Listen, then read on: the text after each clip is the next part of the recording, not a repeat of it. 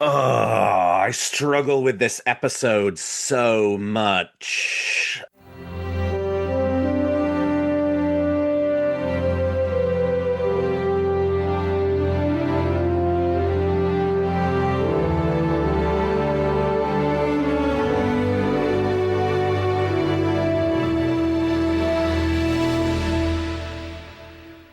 Welcome to Warp Factor 5, a Star Trek Rewatch podcast brought to you by TrekCore.com. I am your host, Alex Perry.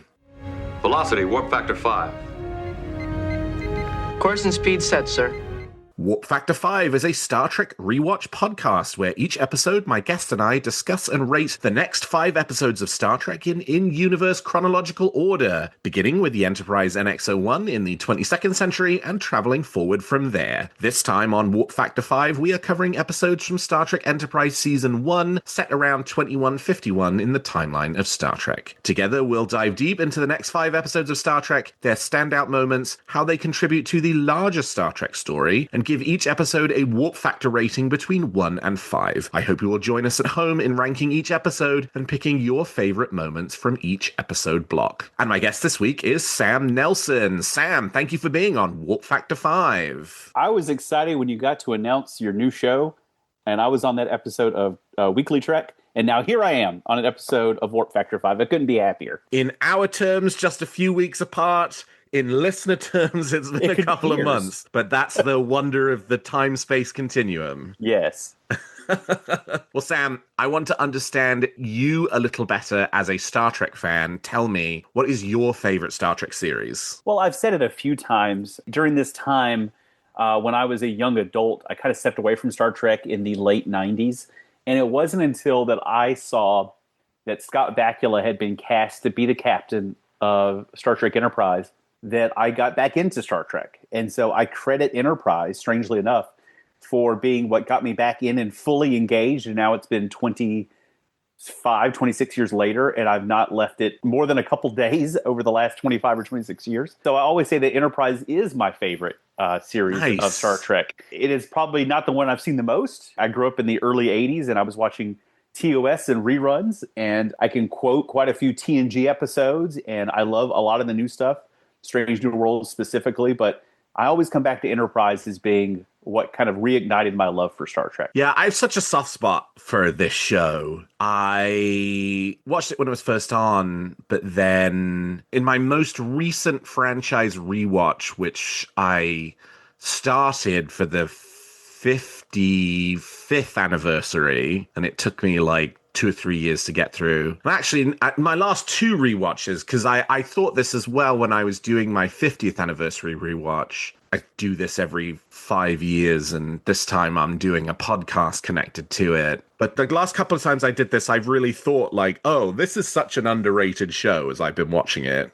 And you know, maybe the 5 episodes we're here to talk about this week don't necessarily show that off as well as one might like, but there's still 5 episodes of Star Trek, and there's still 5 episodes of Star Trek Enterprise, which is a fun show. I could agree more. You know, when you asked me about this slate, I believe my initial reaction was, oh, okay. But then when I started watching them and thinking about it, I'm like, no, there's some great stuff in this slate of 5. Yeah. And I'm just as excited to talk about this 5 as I would be with any other run of 5 episodes. So no, for me, Enterprise is always great to revisit, and it is still one of those shows. And as Star Trek fans, we're often, it was in our DNA. If we go back to the original series of being canceled too soon, Enterprise was that first blush as an adult of being canceled too soon. There's so many more stories to tell of that universe, but I'm glad we got the almost 100 episodes we did of Enterprise. And having signed up for a block of episodes that I can already tell you will not be the highest average episode rating I have given thus far on Warp Factor 5, you have put yourself at the head of the queue for the next time there's a very good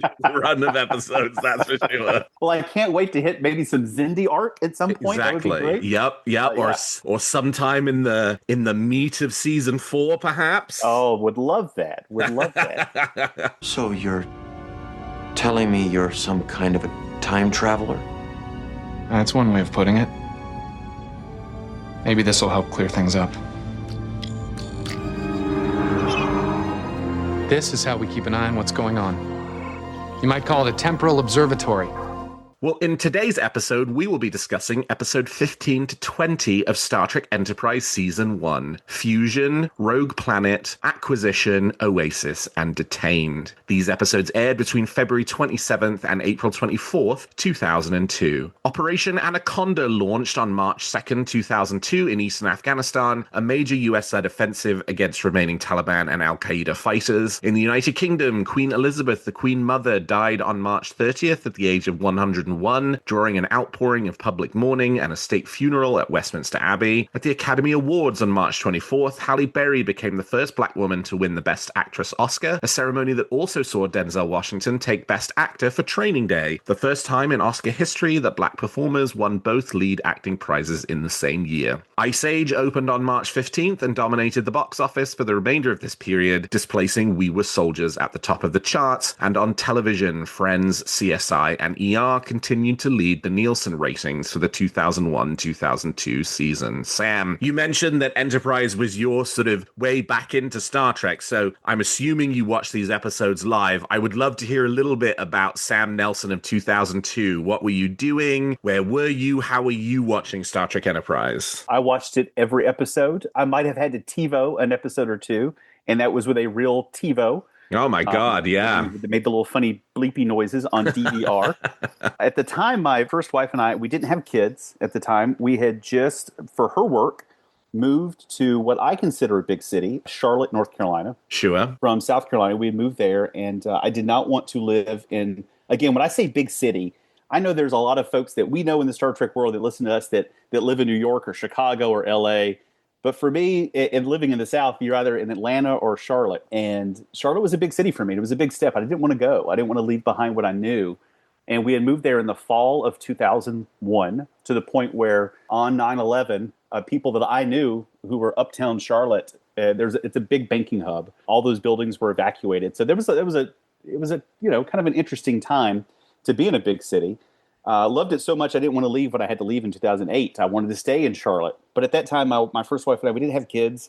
So we were just two folks living in an apartment in Uptown where our rent was twice as much as the mortgage we had on our first house when we moved. So it was a great time. Just a young married couple. I was working as an assistant manager at Best Buy. I spent 25 years of my retail career with Best Buy.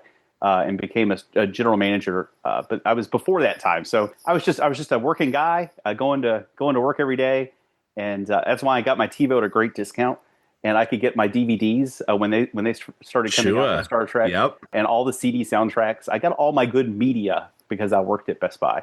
So at that time, I was just just doing my job and watching it every night that it came on the local UPN affiliate in Charlotte. So did you get like first dibs on the DVDs when they came in? It's like, set one aside for yourself and put the rest out on the shelf? Of course, that's how it works. But the perks of the job, right? That's it's a perk. So before Best Buy, I'd worked at Blockbuster Video, so I learned the art of how to squirrel one away for yourself before it hit the shelves. So no, that was certainly a perk of the job, and getting to see all that stuff as it came in. Of course, you still had to wait for Tuesday when it came out to make your purchase. The new release days are still etched in my mind from that time I worked there. I love that.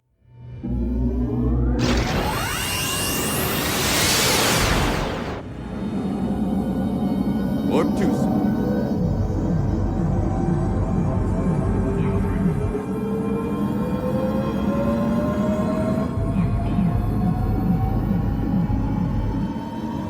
Warp 5.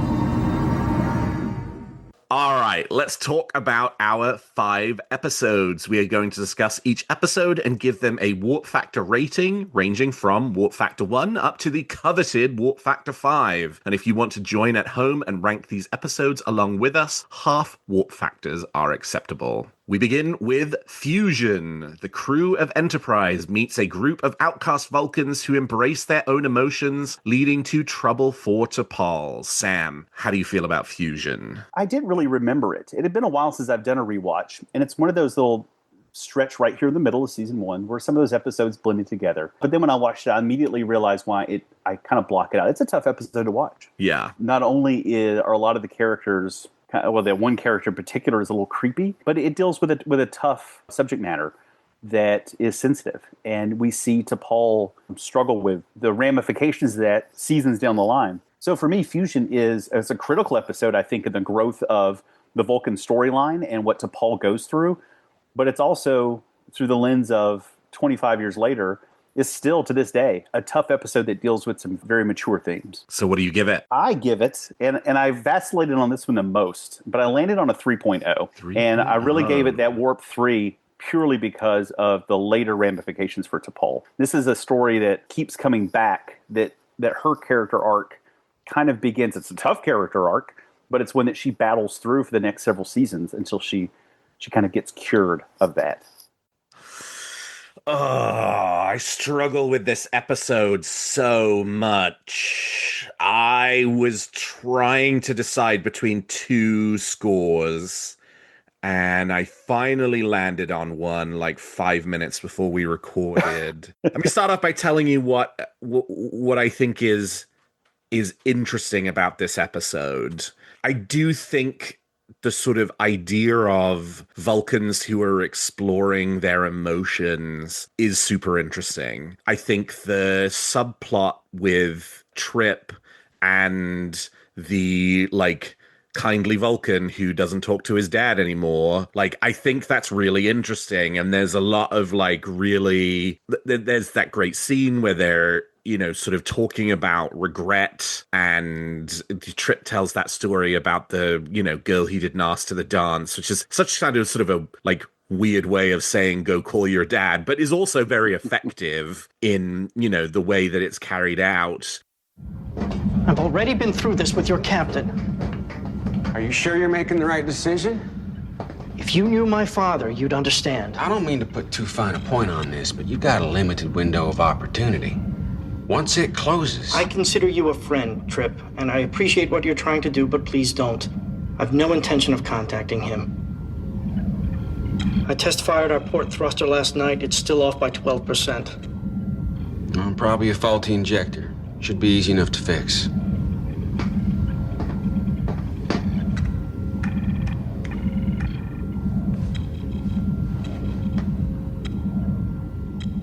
Do Vulcans dance?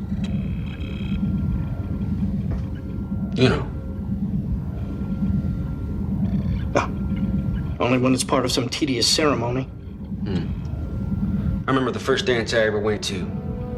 Bayshore Elementary, Panama City, Florida. A girl I had a crush on, Melissa Lyles, was gonna be there. So I spent weeks practicing the two-step with my brother. Wanted to make sure I was ready. She's wearing a red dress that night. Prettiest girl there. All I wanted to do was ask her to dance with me. But I never worked up the courage to go over and talk to her. Caught her looking at me a couple times, but I ended up just standing in a corner with my buddies.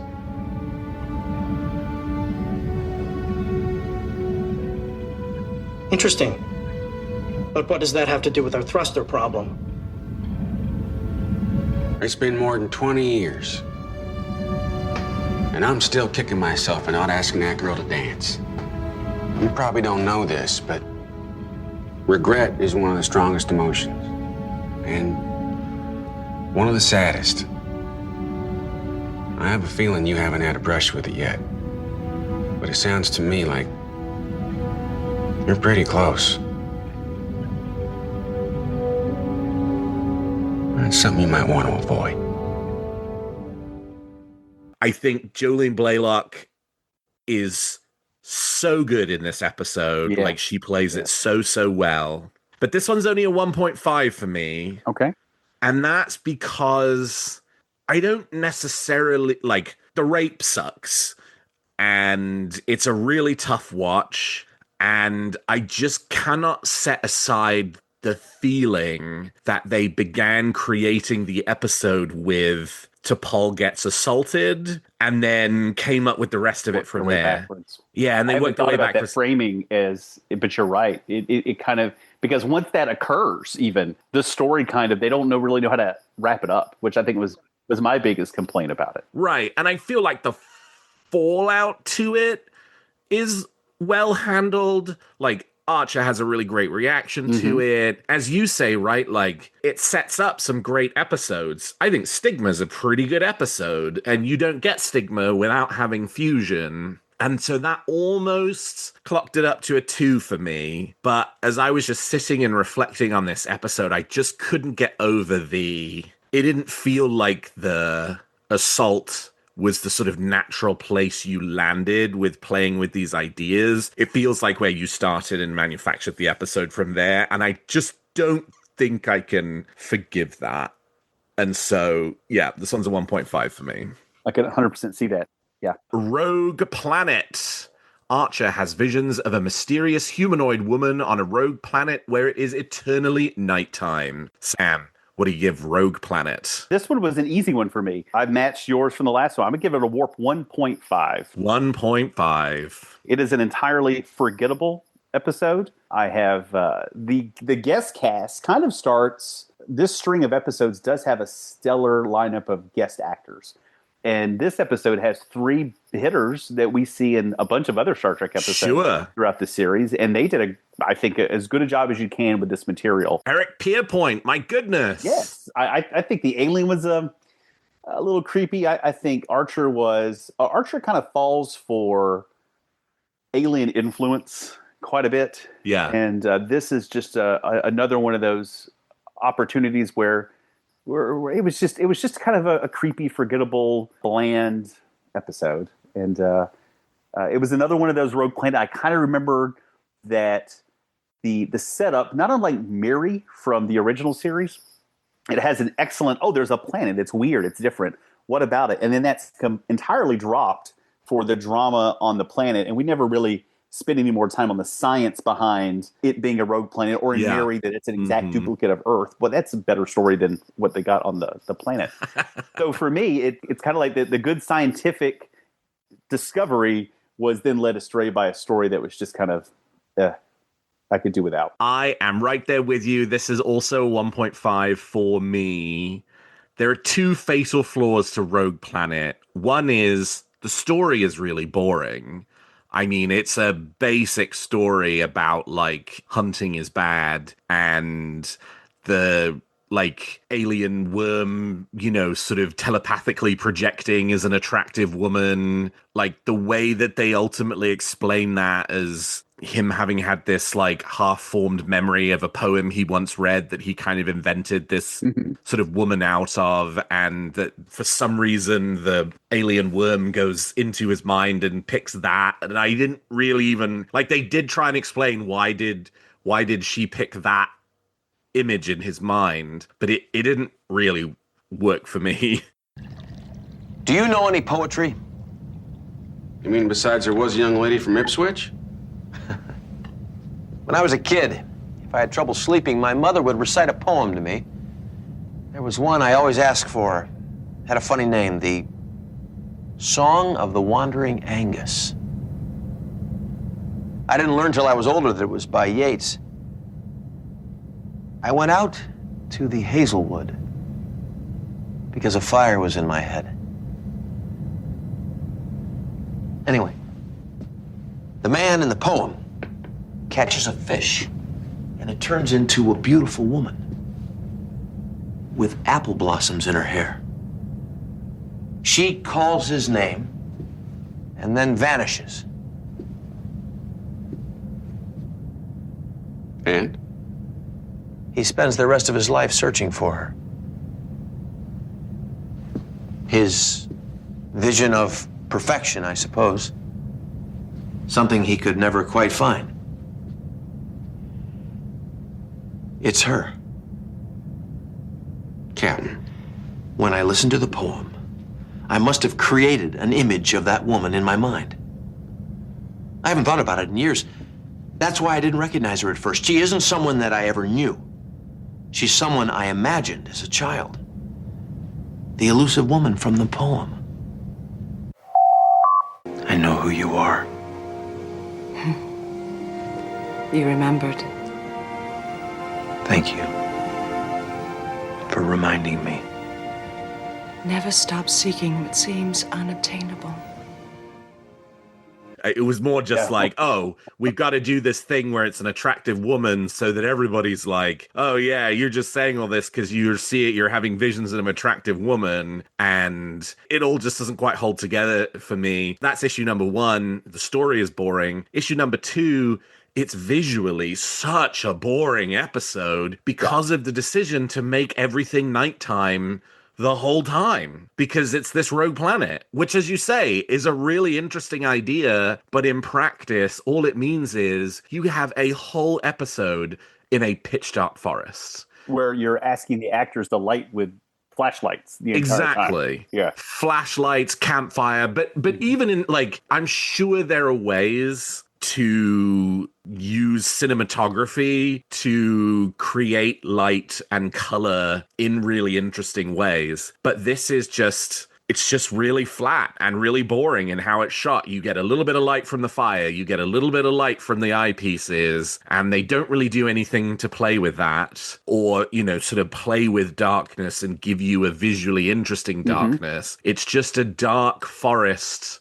in one of the stages, and it's kind of so obviously that. And as much as I like really want to reach for something to, because as you say, it's great guest characters, and conceptually the story is an interesting one about, there's sort of a moral about, I mean, even though it's a really basic one about hunting being bad, like, you know, it does sort of have that like classically Star Trek sort of message to it, but it's ultimately just really boring. And the resolution's really boring as well. Yes. Archer gets that message from Phlox being like, I think I've got something, and then you move right into the end game where the guys don't even know. They don't find the worm, and they go, okay, guess we're leaving now, and that's the end of the episode, and we call it a day. It's just like, what were they doing here? Yeah, you could have cut 10 minutes out of the middle where they're just kind of wandering around and thinking about how bad of an idea hunting is,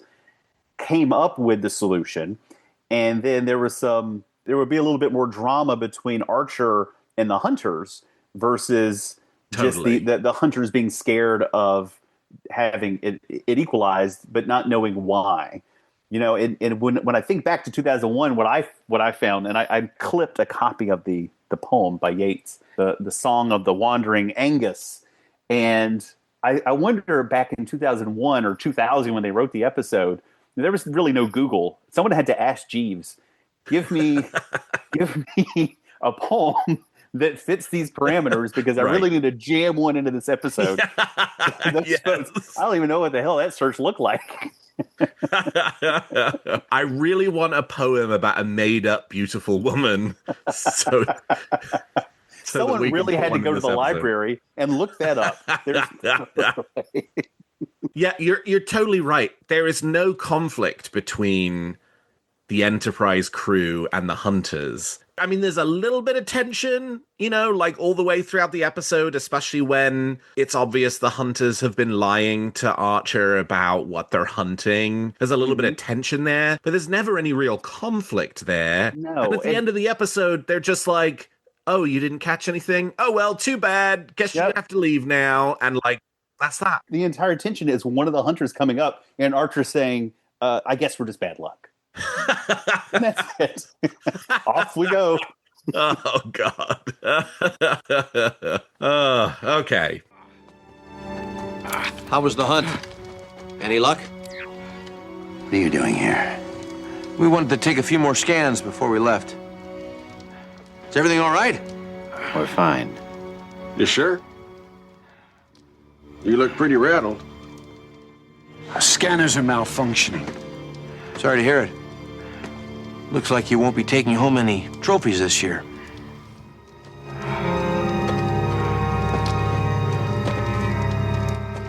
Strange. But we never failed in the hunt before you arrived.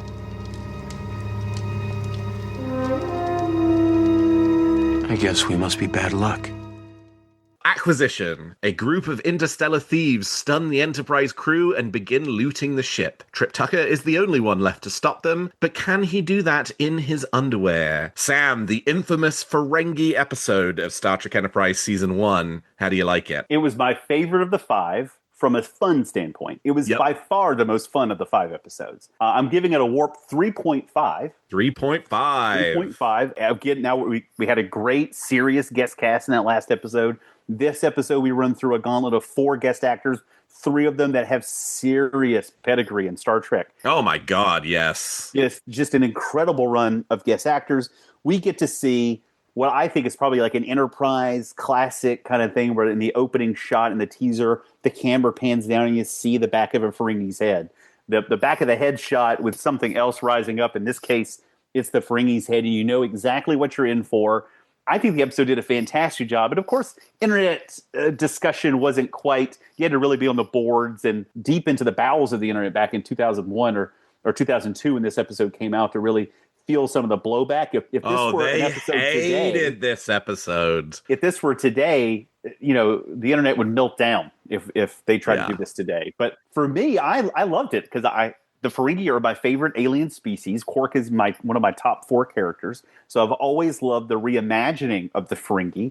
And I think they did a really good job bridging the more, and I say modern, they couldn't have been more than 6 or 7 years apart, from a Quark-style Ferengi, the more comic relief, versus that early TNG season 1 where they were trying to be nasty, evil kind of Ferengi. So they did a really good job bridging the gap between those two. It was good seeing the whip in action. It was good, hearing the rules of acquisition, but also, I don't know. I really enjoyed the episode. It was a great way, and I can see where people would hate it because they were shoehorning in something that didn't belong there. But they danced around the edges, and the Ferengi never used the name Ferengi. They weren't together for long enough, just a few hours, to really get deep into it. They sent them on their way.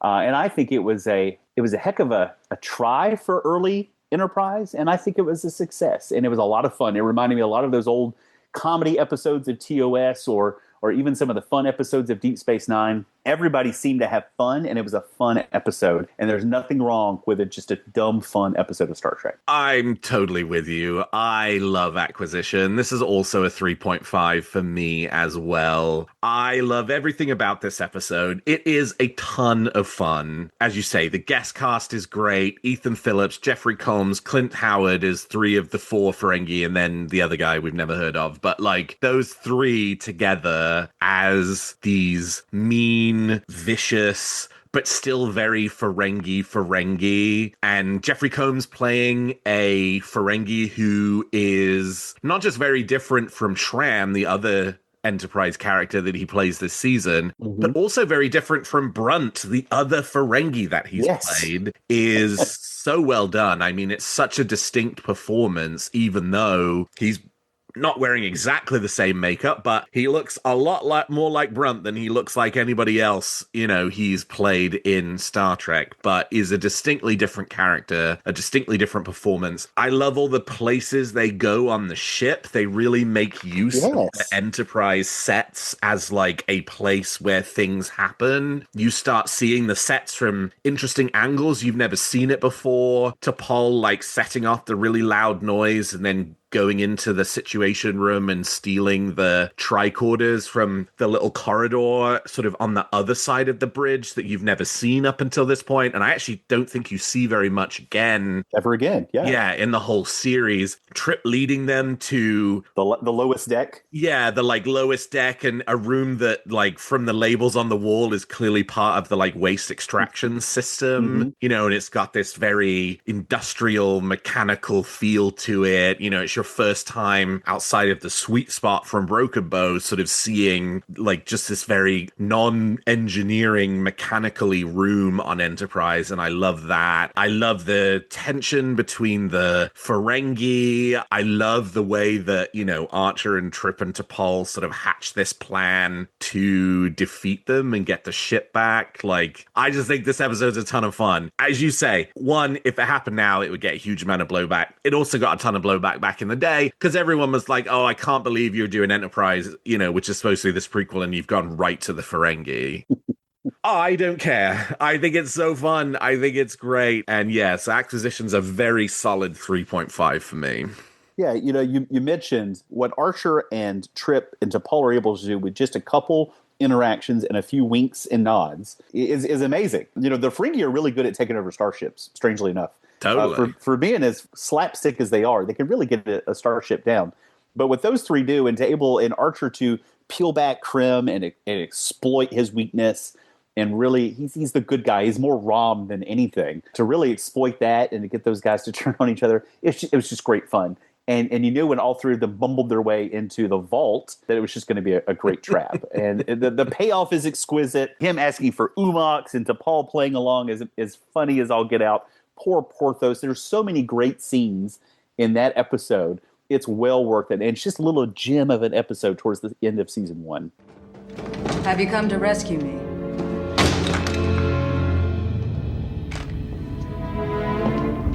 How did you wake up? Whatever put the others to sleep didn't affect me in the same way. My body works differently than the humans. Humans? That's the name of their species. They're a terrible race. Deceitful. Cruel. Why do you live with them? It wasn't my choice. I'm a captive here. They've enslaved me.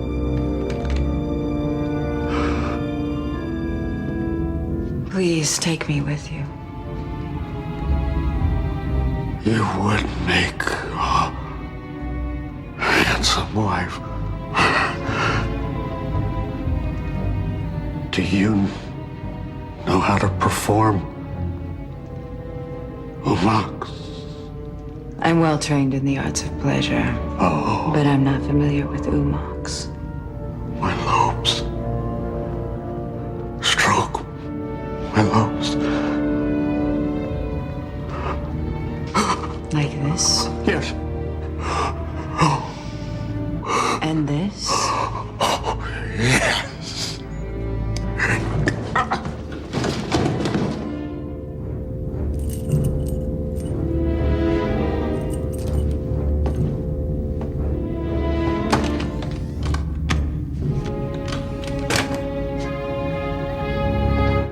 Haven't we been through this section?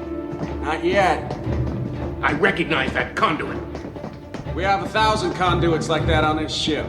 We're going in circles. This way.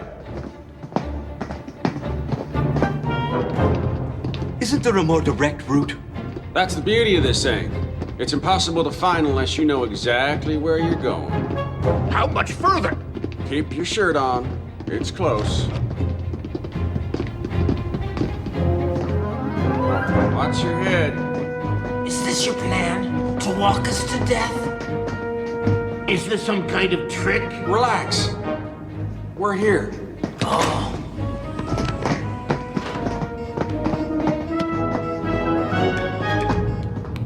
The vault? It's all yours. Open it. Open it!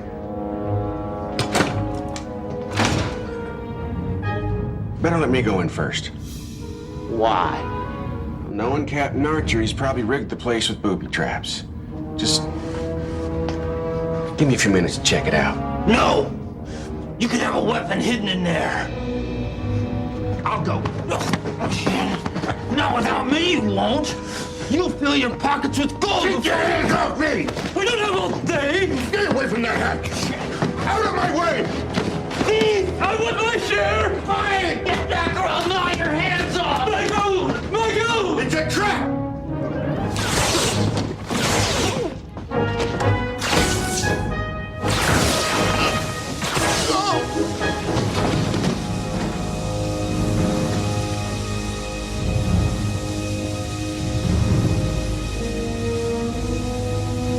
Sorry, fellas. Bank must be closed today. Oasis. The crew finds a derelict spaceship from which they can salvage some supplies, only they find that the ship is not quite as deserted as they were led to believe. Sam, what score do you give Shadowplay? I'm sorry, I mean Oasis. We have seen it before, haven't we? I want so much. This is an episode that when you think about it before you watch it, you're like, man, this is a really good episode because it's got Renee in it. And then you watch it and you're like, oh, this is a work 2.0 for me. It is, again, another great setup. Another setup where they've got a mood going on. You're thinking, man, there's this like a ghost ship. There's going to be real ghosts down there. And, there's a technological explanation for it. It was a good setup, but then the end and the execution, and then almost the dramatic payoff, it's just not satisfactory. It was kind of, it was a kind of a paint by numbers. We've been here before. We've seen this episode before, and to have Renee Auger-Momois, who was in Shadowplay and played such a big part, to now be on the other side in this episode is a little funny. Now, there's some great stuff. There's some great acting. I think there's some great pathos that we can find in the characters, the position they find themselves in. Tripp does a great job in this episode, but really, it's a retread. A lot of themes and a lot of pieces from other episodes show up. It's just kind of one of those that I found myself about 2/3 of the way through just checking the time to see how much more I had on the episode. And I rarely do that on an episode. This one is also a 2 for me. We're, aside from Fusion, we're matching this episode. This one's also a 2 for me. I actually went into this one, when I was loading the episode, I was like, this is a 1.5. I know this is a 1.5. And I found myself doing that, where I like have a number in my head before I start the episode. Mm-hmm. And then I kind of watch it and kind of measure it against the number in my head. I will say, I landed on a 2 for this, not a 1.5, because the fact that it's conceptually such a ripoff of Shadowplay, our heroes beam down and discover a group of people, and it turns out that the group of people are holograms, except for the one guy who created them to sort of, remember all these people who he used to interact with because they all died or whatever. Like, that angers me so much that I was like, and the fact that it's got Renee in both episodes. Yes. And that at no point did anybody doing this say, hey, isn't this just like that one episode that you were already in? Just enrages me. And so I was totally ready to give this a 1.5 and lay into it for being just like the most egregious example of the potentially fair criticism you can make of Enterprise, that after 18 years, this production machine, which still shared a ton of DNA from the previous shows that had come before, was kind of out of ideas, and that they were just remixing the classics, or even worse, not remembering previous episodes they'd done and landing on ideas that they thought were good and not really realizing that they'd already done something very similar until too late. What is the bigger sin out of those two choices? Well, that's the thing. I don't know which is worse. I just know it ended up in creating Oasis. Mm-hmm. However, I like this episode a bit more than I thought I was going to, because it doesn't have the Shadowplay thing of everybody's disappearing and we don't know why.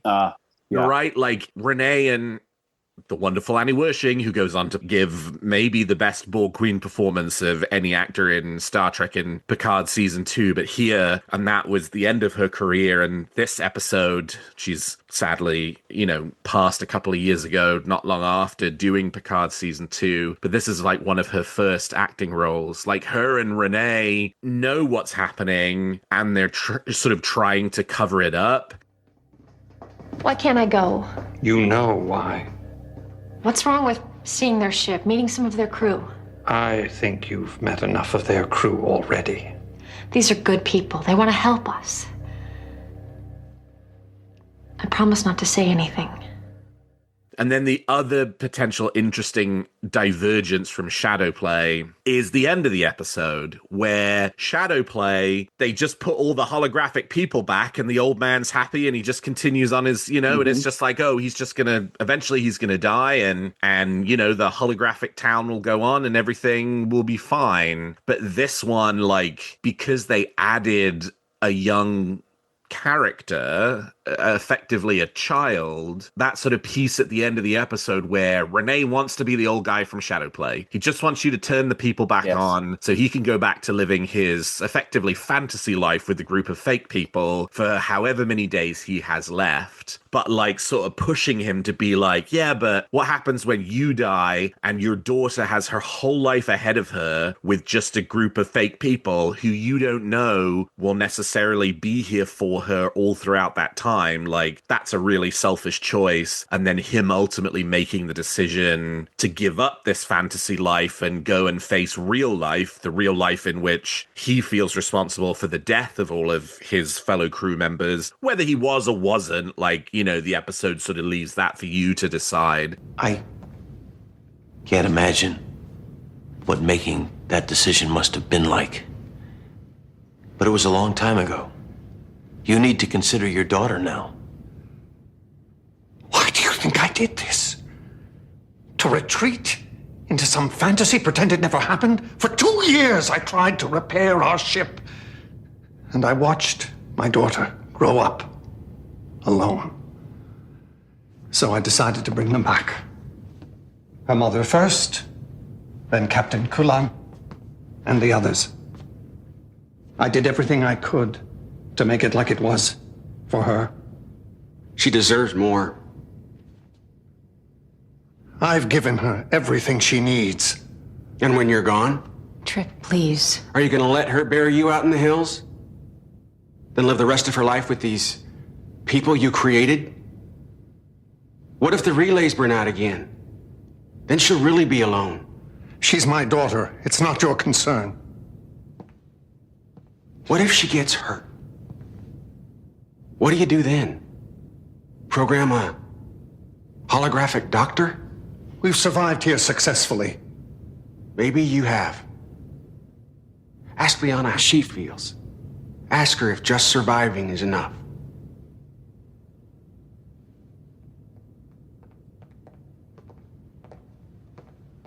You all right? We'll finish working on your holographic systems if that's what you want. But you should be sure that's all the help you need from us. It may be a long time before anyone comes by here again. That's a little bit of an interesting spin on it. So it does have just enough that my initial, like, I'm kind of furious about this and it's never going to get more than a 1.5 became a 2 for me. Yeah. But that still doesn't excuse the fact that it is functionally the same concept. And there are still many elements of the execution of Oasis that mirror Shadowplay, which had Renee Auberjonois in it, which is nuts to me. Piece. Yeah, absolutely. And I think for me, it's another one of those, and season 1 does this a lot, even back to the pilot episode, where there's a lot of the crew placing their own beliefs and belief structure on these other cultures. Yeah. And it always creates conflict, but after a few times, it becomes a little rote. And I think in this one, it's just another episode, especially after Rogue Planet a couple before, when they're like, hunting's bad, don't hunt. This one is, let this girl live her life. These are things that we're going out and we're placing these strictures on these folks. And it worked out. I think it had a sweet ending. I think that Trip's relationship with Liana worked out really well. I think it was sweet. So I think the ending worked well in spite of itself, that we got to where we were getting. And I like the mystery box element of the episode a little bit more too, but it can never surpass that. Again, it's another story. And that was a big knock on Enterprise as a whole, really, that after, 21 seasons previous in this generation of Star Trek, that the stories were just running a little thin with that group of folks in charge. You're so dead on that, because the episode lives or dies based off of the effective execution of the twists. Because it's an episode with a twist, right? Like, there's a moment in which the episode is completely redefined for you. This is obviously someone's final resting place. What do you expect to accomplish by opening it? I'm not quite sure.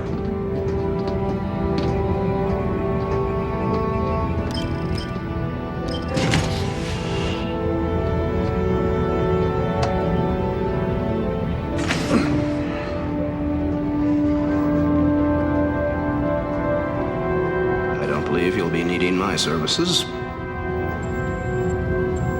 It's Charlotte, Captain. I saw him on their ship an hour ago. Alive.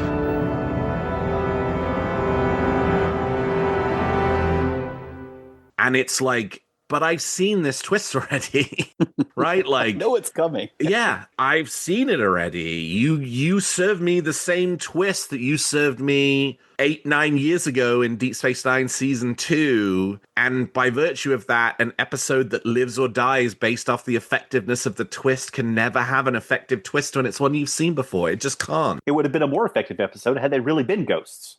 Maybe some interdimensional rift. That would have been, because that would have been a little bit new, you know? Anyway.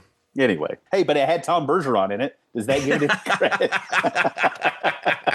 Boy, he's such a happy-go-lucky trader right there. He really is. He looked great in some silk.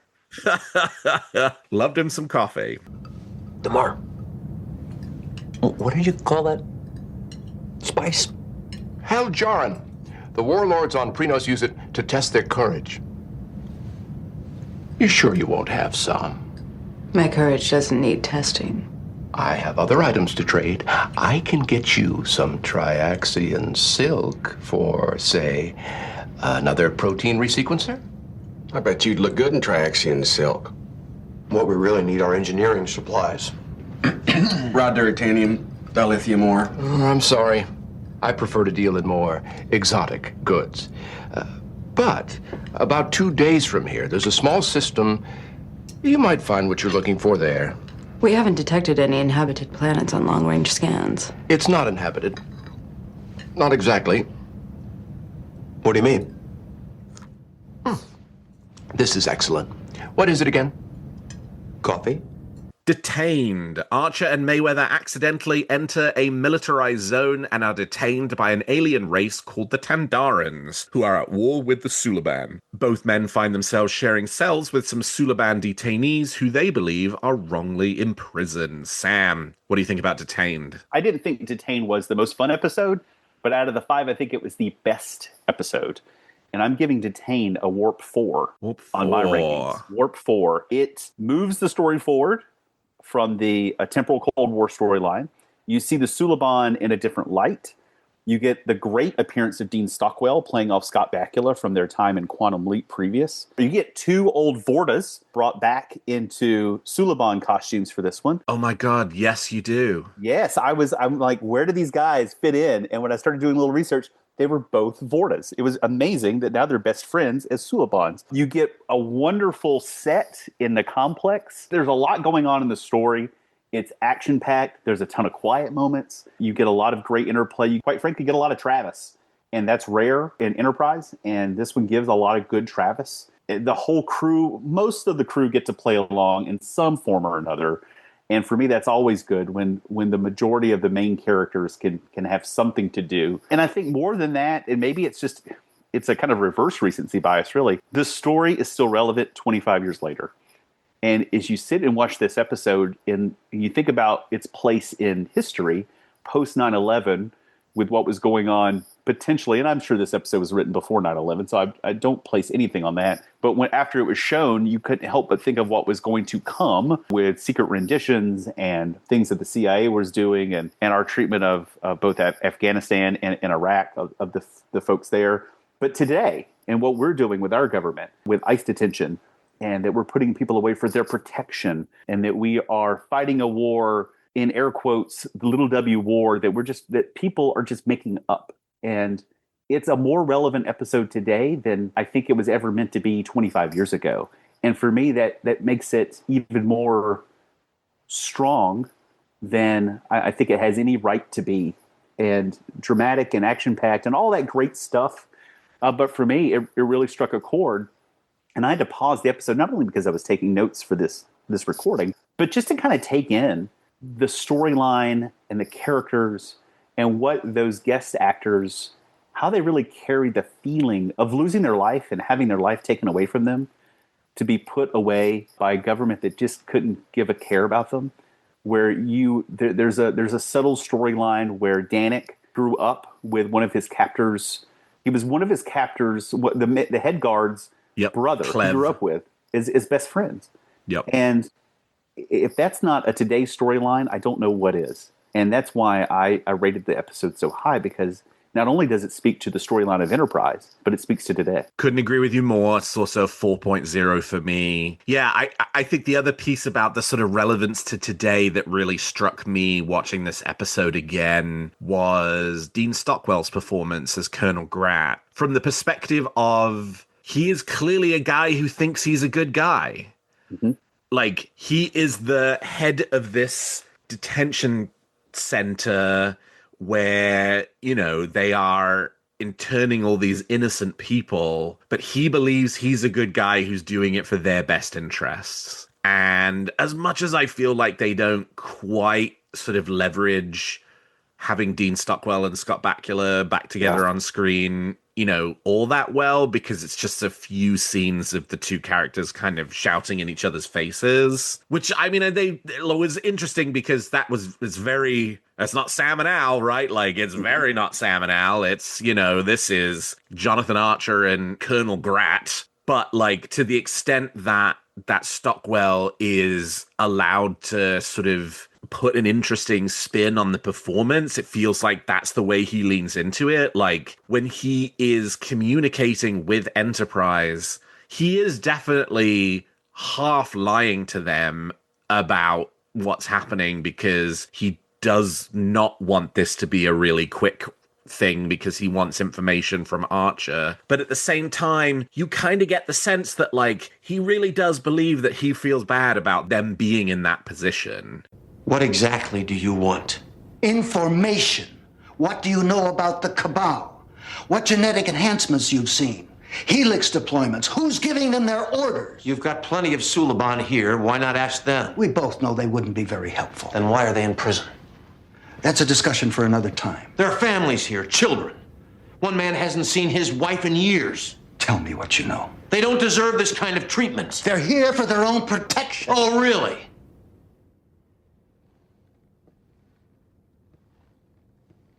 The last thing we wanted to do was build these detention centers, but we had no choice. When the Cabal began their activities, there was a great deal of fear among the Tandarans. There were instances of violence. 14 innocent Suliban were killed in one day alone. We had to find a way to keep them out of danger. Then why not just let them find another place to live? They wouldn't get very far. It's ironic, but once they're out of Tandaran territory, the Cabal will hunt them down and turn them all into soldiers. They're better off here. I've met a few Suliban who disagree. One of the Cabal leaders is a man named Silic. He infiltrated your vessel approximately 3 months ago, posing as a Barathan pilgrim. What did he want? Did he speak of the temporal Cold War? Answer me! And, you know, he feels bad about the Suliban being in this position, but what else can we do, right? It's for their own protection, and that just feels so resonant with a lot of what's happening right now in this exact moment, and the way that people justify the really horrendous treatment of other human beings in the name of it being for their safety or their protection or to help them, rather than, you know, something that we necessarily want to do or be making happen. It's very effective in that way. Yeah, as you say, it was effective in early 2002. If anything, slightly prescient, right? Like, we go back and go, oh, that happened during the War on Terror, therefore... Not really. It was way too early for that. Exactly. We're still years away from what we did during the actual Iraqi war. We were still 2 years away from doing that in person. I think the, like, Abu Ghraib story broke in, like, late 2004, which is 2.5 years later from when this episode was broadcast, let alone written, which would have been months before. I would guess this episode was probably written a little after 9/11, maybe, but, like, I don't think you look at 9/11 and immediately go to Japanese internment camps, right? No like, way. You know, that's not a, like, Yes. Enterprise Season 3 is a direct commentary on the war on terror and the war in Iraq, but like this is still a bit early for that. So it is sort of spookily prescient in that regard. And I love the way that Archer sort of starts the episode being like, you Suliban, I hate you, you know, you're evil, you're monsters, and, you know, very quickly kind of understands not just that like he's made a mistake, but also that these people are suffering a really grave injustice. I can't believe you'd do this to a child. Do what? She's a little young to be a member of the Cabal. You don't know what you're talking about. I know that you're given genetic tricks as payment. What are they giving her? I don't know who you are, but you're wrong about us. Is that so? We're not genetically enhanced, and we're not members of the Cabal. If that's true, then what are you doing here? Didn't Colonel Grant tell you? We're dangerous. All Suliban are dangerous. It's past curfew. We were just on our way back. Sorry, Danik. It's the second time this week. Clev, please. It's only for one night. It's my fault. I'm the one who kept them here. Get back to your cell. Where are you taking him? Isolation. Unless you want to join him. Do as I say. Will you make sure she gets back? I'll see you in the morning. Don't worry. But I also love that the episode ends on a question mark, right?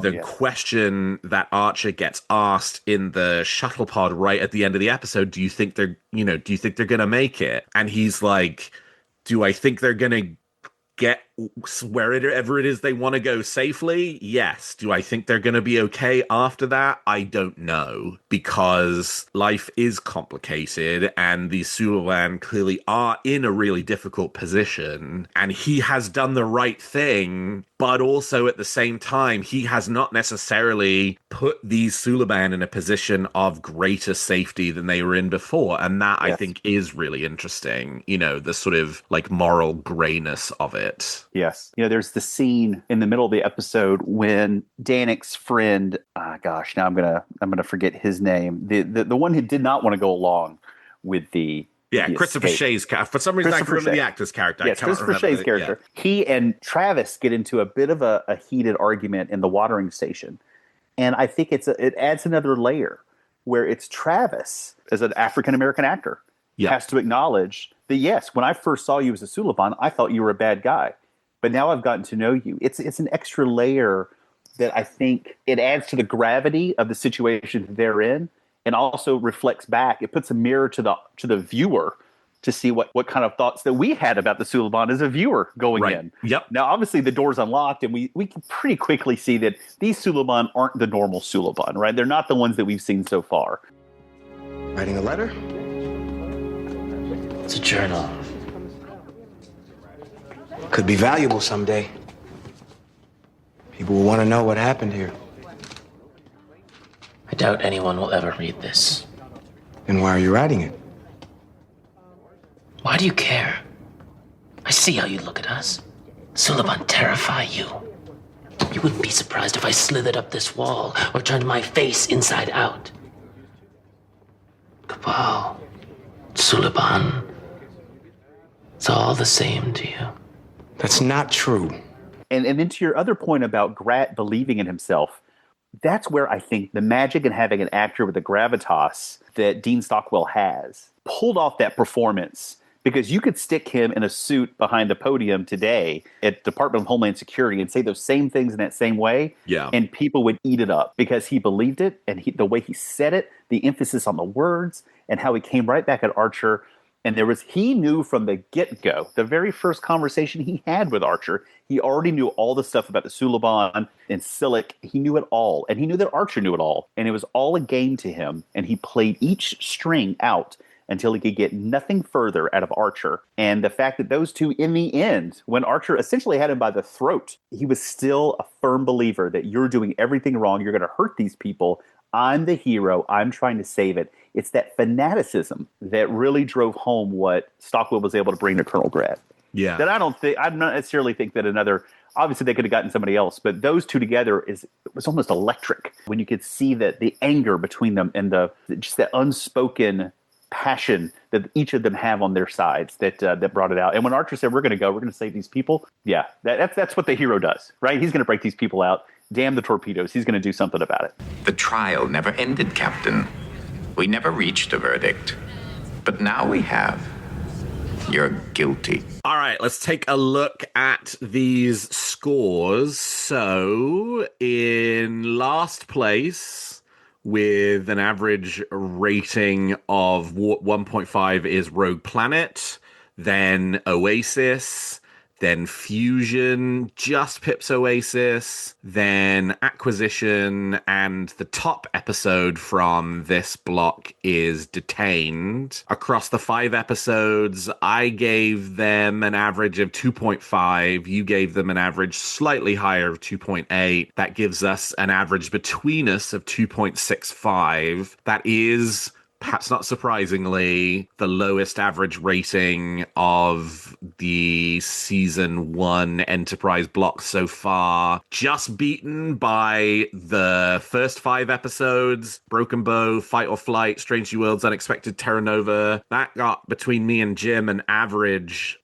between us of 2.8. So 2.65 for us for these 5 episodes as opposed to 2.8 for Jim and I for those first 5 episodes. And quite a stark contrast from the last episode. Silent Enemy did Doctor, Sleeping Dog, Shadows of Gem, and Shuttlepod 1, where Jen and I gave an average rating of 4.05 to those episodes. So yeah, definitely hitting the 2/3 of the way through the season slump when everybody's really tired and I think struggling a little bit with these episodes. And I think Brandon Braga has talked at length in interviews about how difficult season 1 of Enterprise was for a couple of reasons. One, he was really tired after years and years and years of being on Star Trek, but his exhaustion was exacerbated by the fact that they had a really tough time finding new writers to write for Star Trek. A lot of the Voyager writers had moved on, and so they were trying to find new writers, but the writers they were bringing in just were really not like getting the Star Trek thing. And so in addition to being exhausted, Brandon Braga and then, Rick Berman was doing more and more and more writing throughout the show. Like a lot of these season 1 episodes are story by Rick Berman and Brandon Braga, because they hadn't yet found a group of writers for Enterprise who really locked into the show and locked into the Star Trek formula. So I think you're sort of seeing that come to a head in this block of 5 episodes. Yeah, I'm not shocked by that rating and that grouping, and it makes perfect sense. Yeah, when I was watching these episodes and kind of revisiting some of the episodes outside of my block, when I strayed a little bit outside the block to see, you could see that all those story buys, that those guys really did a lot of heavy lifting to kind of get the series off the ground. And after all the work that they had just applied into finishing Voyager to go right into this, you could see where the fatigue certainly was setting in. And you could tell by the end of this one, and they needed some help. And I think they got it pretty quick in the next season or so.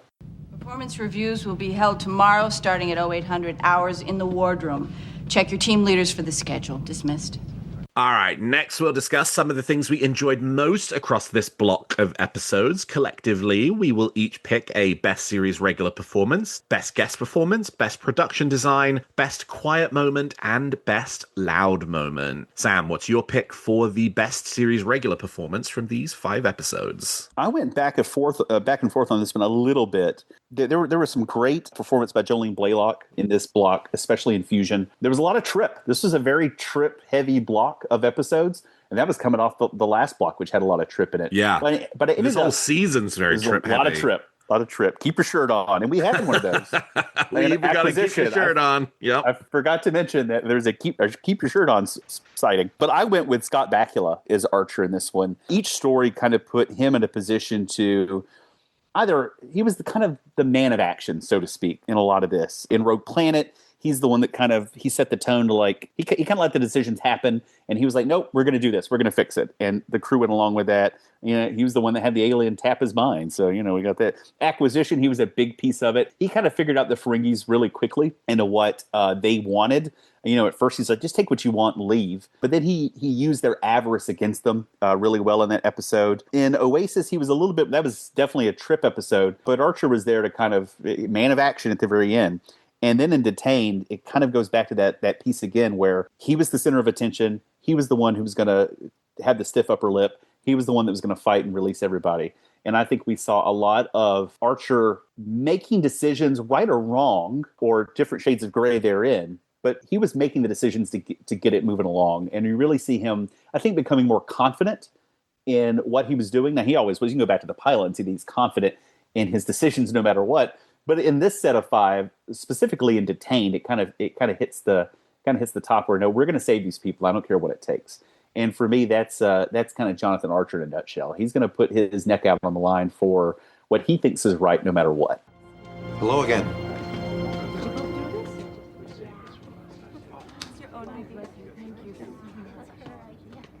I hope isolation wasn't too rough. It gets very cold in there at night. Sometimes I wish I was genetically enhanced.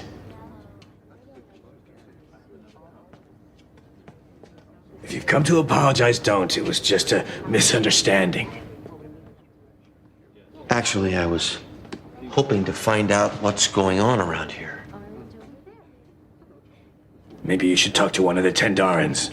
I spoke to Colonel Gratt, but I get the feeling he's not telling me the whole story. Archer. My name is Jonathan Archer.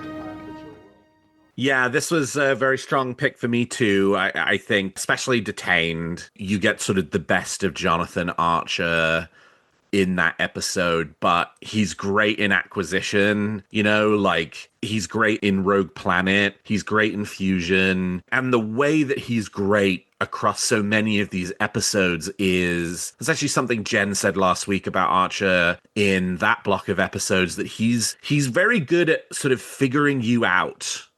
He's very good at figuring out Jeffrey Combs's Ferengi character in Acquisition, and that he's the weak link of the group, and that, if he can sort of turn him, that there's a way of kind of getting the ship back. In Rogue Planet, he clocks pretty quickly that these guys are not on the level, these hunters, and, is also the first to kind of clock that they're hunting the telepathic worm creatures and not the, pigs that they say they're hunting. And then in Detained, he's the first character to sort of, see the light on the Suliban not just being the enemy, but that these Suliban being real people and relatable and good people and just normal people wrapped up in a very bad situation. And yeah, it's like that sort of connecting theme of Archer's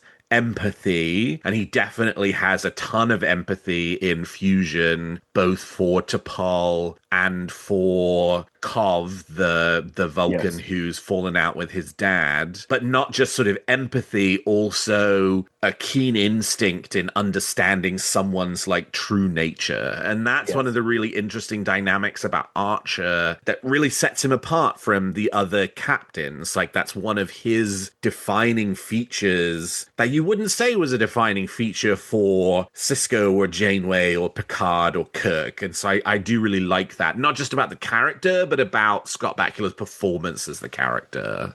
Yes, and you highlighted something that I think is critical, and I picked it up in Fusion. At the end of the episode, when he has Talaris come into the ready room, and he is talking and he starts off the conversation warm, smiling, gentle, in a very good mood, and it puts Talaris at ease.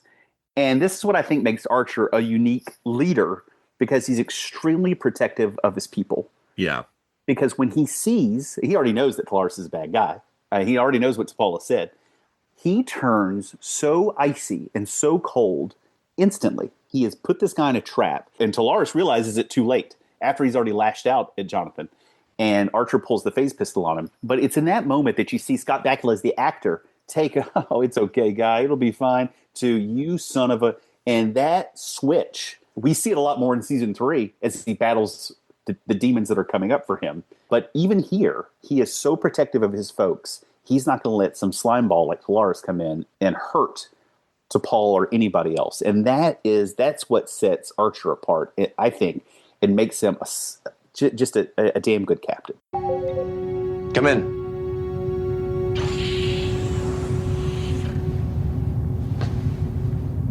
Good morning. Morning. Can I get you something? Coffee? No, thanks. Have a seat. Trip tells me the repairs to your ship are almost finished. You should be on your way pretty soon. Yes. How's that survey coming along? We'll be done this afternoon. That's great news. I wanted to thank you for all of your help. It was the least we could do. Besides, we've enjoyed spending our time here. You have an exceptional crew, Captain. Starfleet's finest. Sleep well last night? Well enough. You? Tossed and turned. Always happens whenever we're exploring someplace new. I understand. Well, if there's nothing more, Captain, I'm eager to get back to work. We have another 20 million cubic kilometers to chart. Sorry to keep you. I'm afraid you'll be working alone today. Oh? Sub-Commander T'Pol's in sickbay. From what the doctor tells me, she's in pretty bad shape. That's unfortunate. What happened? You know damn well what happened. She told me about your, what'd she call it, mind meld? She said when she asked you to stop, you got angry. She said she had to force you away. What happened between us is personal. It's not your concern. You assaulted a member of my crew. I did no such thing. Mind melds can be emotionally turbulent. She simply panicked. Panic doesn't land you in sickbay. Our doctor said she could have suffered neurological damage, thanks to you. No one forced her to try them out. She did it willingly. You've been manipulating her ever since you came aboard. I am helping her shed a lifetime of repression.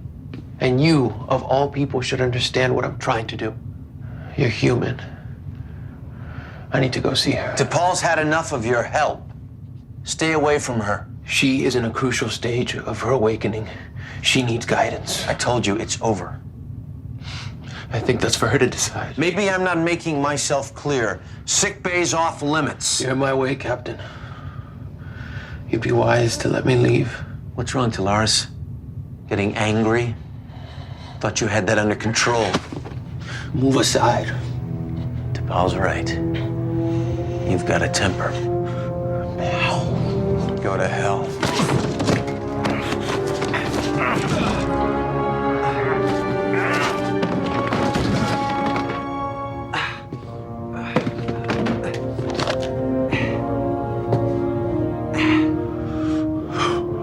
You planned this. If I'd known I was gonna get thrown across the room that hard,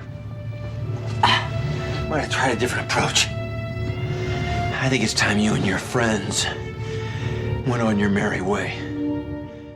I wasn't expecting to be thrown across the room so hard, or whatever it is that he says. That's right.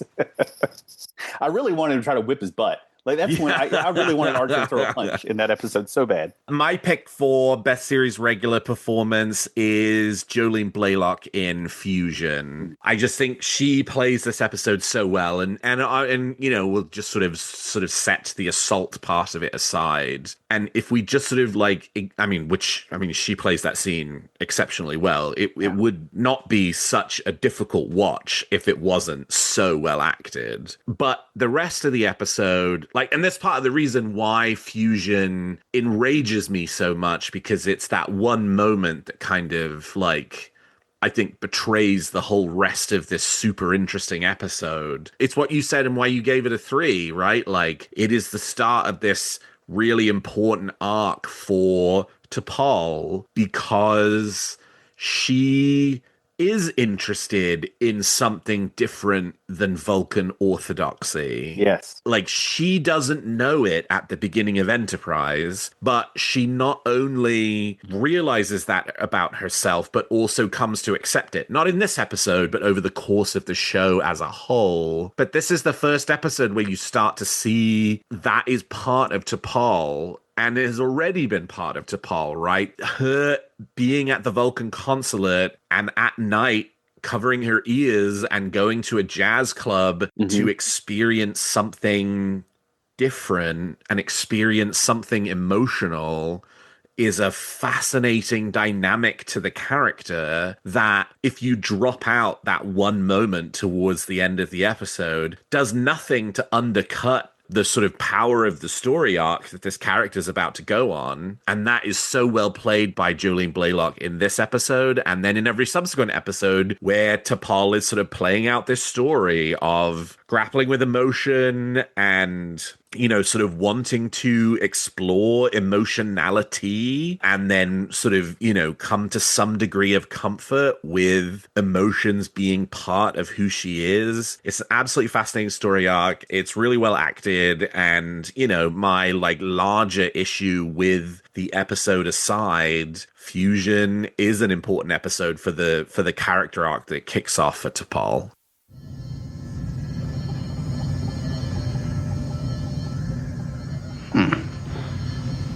This is more than a simple headache.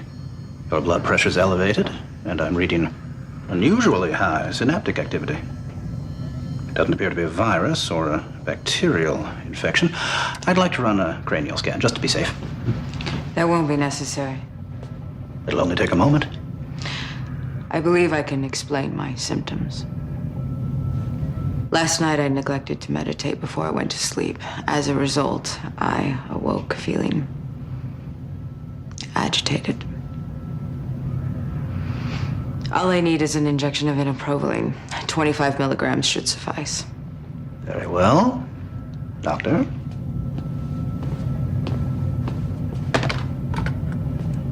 It's not like you to stray from your routine. This wouldn't have anything to do with our visitors. You've been spending quite a bit of time on their ship. I've become acquainted with one of them. He suggested that my dreams might be more interesting if I didn't meditate. And? He was wrong. They were unsettling. It was a foolish thing to do. Nothing that a little inoprovaline can't cure.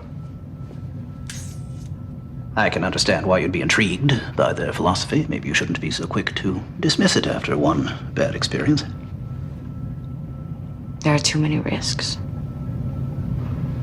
It would be unwise to continue. You're probably right. But if you do decide to experiment further, keep in mind that they've been working on this for a number of years. You've only known them for 2 days. Go slowly. Thank you, Doctor. Yeah, I couldn't agree more with Jolene Blalock's performance in Fusion. I wish the block had more to Paul, because she kind of fades away in the subsequent episodes. Yeah. Just kind of be a little scolding in the corner. Like, what are you boys doing? Keep making bad decisions. But but in this episode, she absolutely delivers the goods. And you're absolutely right on her arc. I think probably more than any. And you know, we go into this through the lens of Spock and Tuvok, seeing Vulcans in their natural state, who are older, I suppose, and to see what she goes through as the first Vulcan to really spend a lot of time with humans, what she has to do over the course of the 4 seasons, and especially here where it really begins to start. You're right. She has to peel back an emotional layers that I'm not quite sure. I don't know that the character was originally meant to do the things that they ended up putting her into to do, because I think the actress herself proved that she could play a stoic Vulcan who is deeper and who wants or craves more than just being a Vulcan. It would be very easy for her to play the straight Vulcan, but she's got just half an inch below the surface. There's so much more that she emotes that makes her just a better actress and ready for more that I think that the writers gave to her over the course of the series.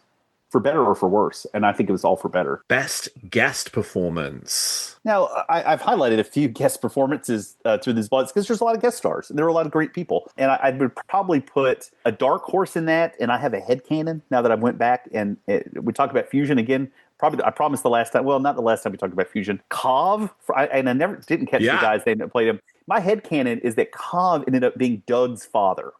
Doug the Vulcan. That I'm watching this episode, and I think Kov loved the humans so much that he went off and had some kids and gave them human names, and that's why Doug is Doug. I totally buy that.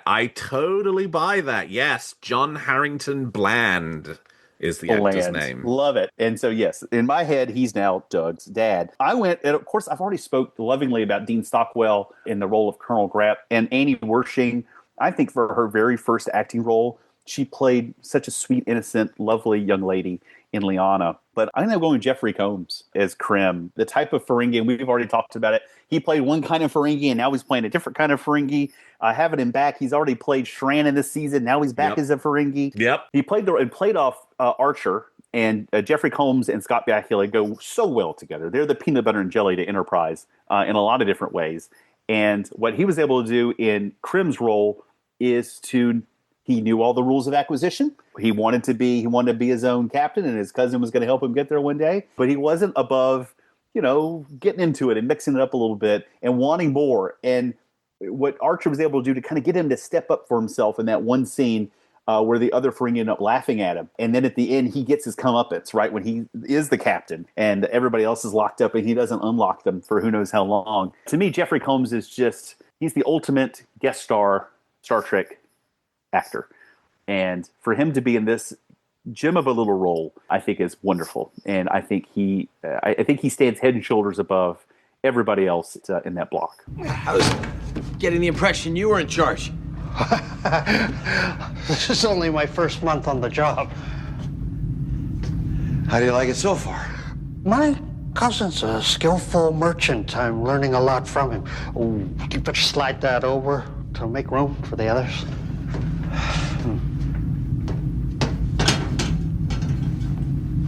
What do you need all this for anyway? You seem to already have plenty of technology. One can never have too much. The rules of acquisition say expand or die. Rules of acquisition? That's rule number 45. I've memorized all 173, including the most important one.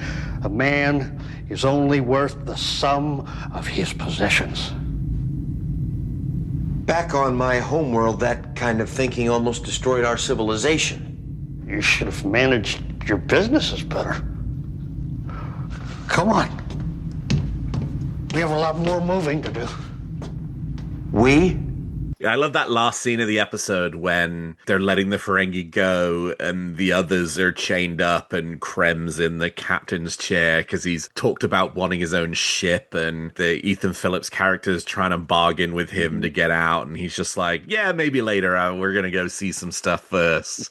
It's very, for a character who is considering stealing away T'Pol into effectively sexual slavery. You'll just set that aside, right? It's a sweet character performance, the sex slavery part of it aside. It's not a Ferengi shade that we have seen before. Mm-hmm. And it's not a Ferengi shade that we've seen from Jeffrey Combs before. I mean, Brunt was always a very aggressive character, normally a very powerful character, even though that character has his ups and downs. But even when he's sort of out of power, he's still a guy who knows what it is to be in power, where Krem just has no experience with that and probably isn't going to have much experience with that because he very much doesn't fit the societal mold for the Ferengi.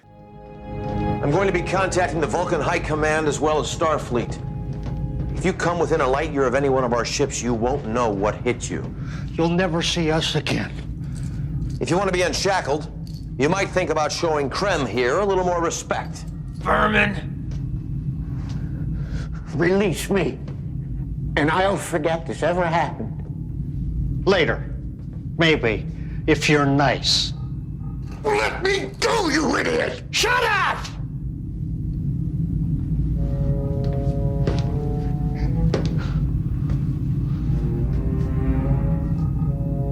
Are you sure you want to stay here with the humans? With my ship and your talents, we could build a vast fortune.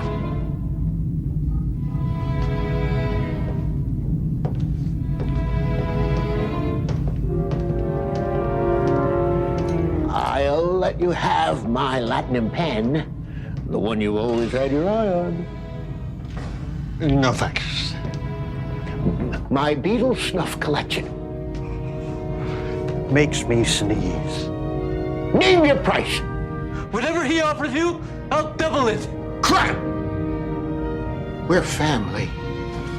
I know a Bolian female. I could introduce you. What Ferengi among us isn't attracted to a Vulcan's pointy ears? I mean, for all creatures, the ears for Ferengi are the highlight.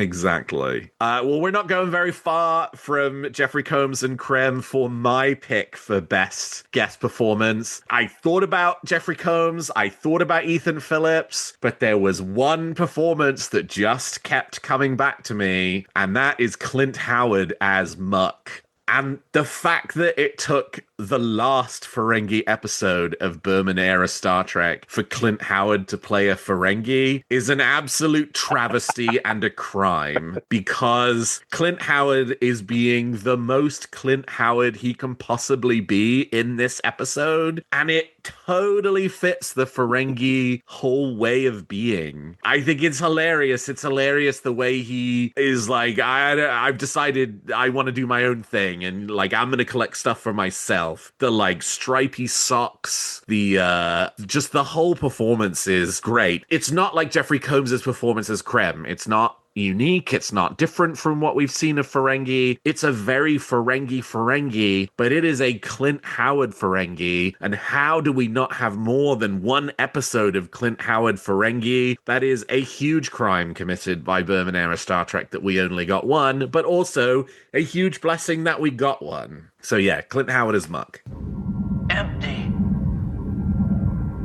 I found something. Gold? No.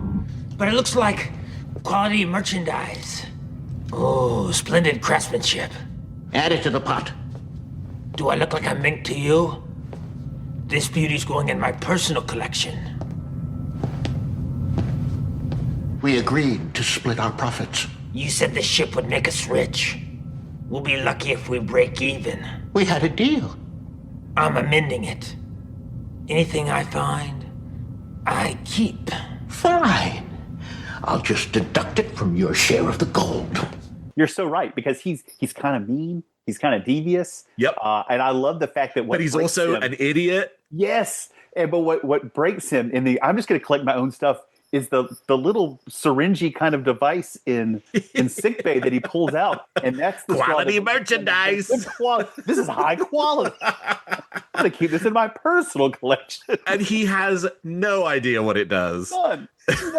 But he loves it, and that to me is like that's the level that you get with a Clint Howard Ferengi. You're right. It is criminal that we only got him in that way. He was great. They were all great, but yeah, Clint was special in that one. Best production design. I struggled with this one a little bit. There were a couple episodes that were just on the Enterprise. We talked about Rogue Planet's kind of drawback. So for me, I picked the whole Detention Complex 26 in Detained. That was a great set. There probably wasn't very much of it built. They probably just turned the camera at different angles, but it really made you felt, and I paused it on a couple scenes, couple slices to really look at the walls. They'd aged it quite well. It felt like a real, like I would imagine, a detention center to feel. A little grimy. It looked aged. The walls looked real thick. The water pipes that worked with the button. The outside was a great production value. It showed the tall walls and how they had to. The Enterprise came in or the shuttle pod and bombed some stuff, blew those turrets up. The whole thing, it felt. And even at the end, as the Suliban ships were leaving the port, it all felt and looked good. It felt real. And out of this block of 5, there weren't a lot of options on production design that was different.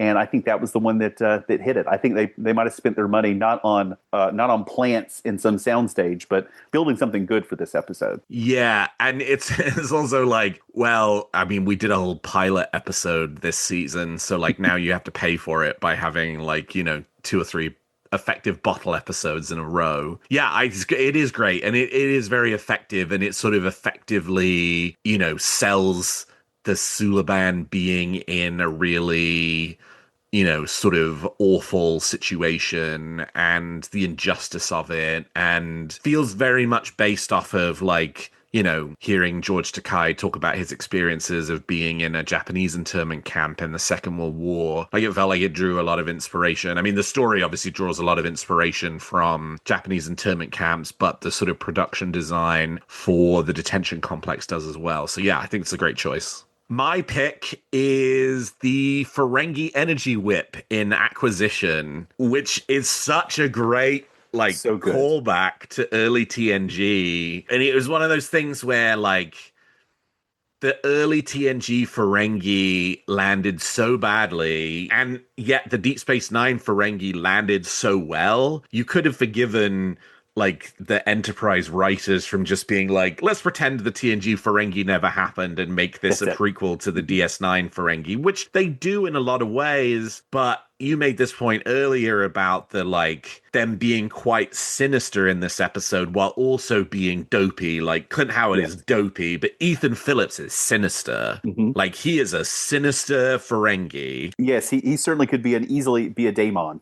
Exactly. Pull it off. And he's got this energy whip, and him whipping it out at Tucker at the end of his fight with Clint Howard is great. It's a great effect. It's like, sort of a really nicely updated version of the late 80s Ferengi energy whip. And it was just so fun to see. And it's sort of teased earlier in the episode when they're aboard the Ferengi ship right before they get on Enterprise. He's like sort of, he's got it in his hands, but then like, shows up and whips it at Tucker. Like it's so good. I'm so pleased they did it. And it's also like, okay, now I've seen the 2002 version of it. It doesn't seem quite so stupid anymore. And like, I would enjoy seeing it again, I think. Yeah, it almost, when I was watching this and saw the whip, and I made note of the whip, I'm like, should I go back and watch The Last Outpost?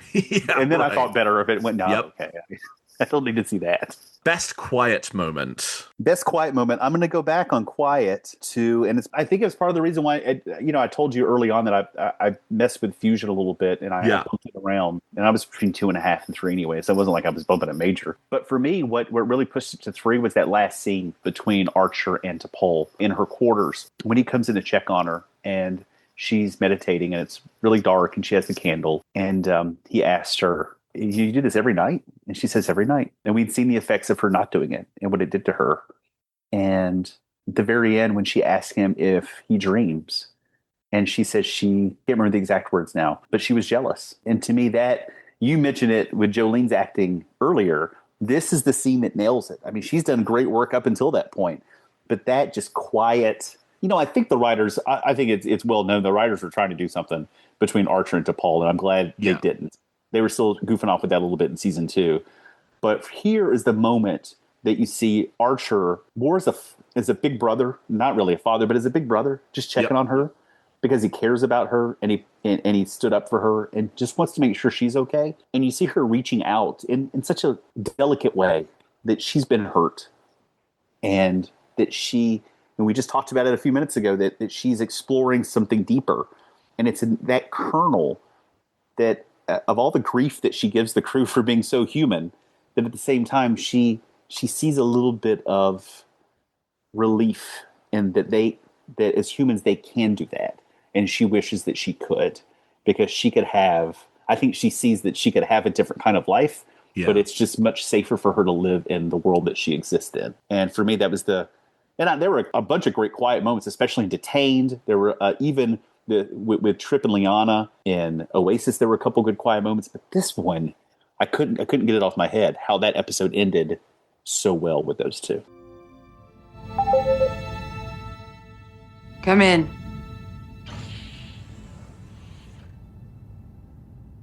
Is this a bad time? Not at all.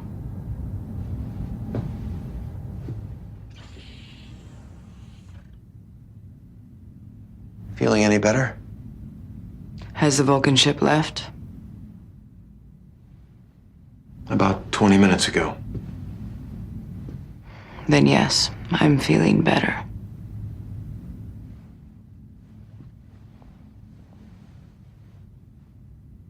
You do this every night?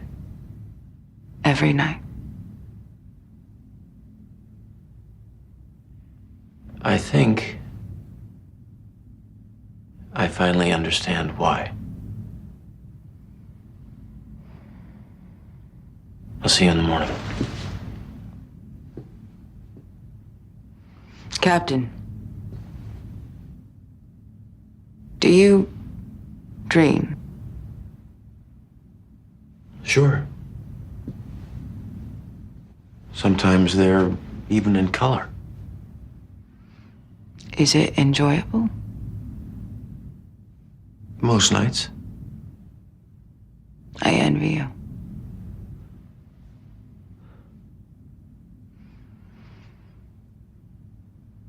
Good night.